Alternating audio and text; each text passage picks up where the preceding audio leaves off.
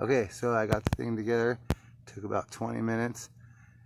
You have to use a 12 gauge extension cord to run this machine, and a 15-amp breaker at least. You have to use ear protection and eye protection. Wear boots. Should probably wear boots. Alright, I'm gonna test it out.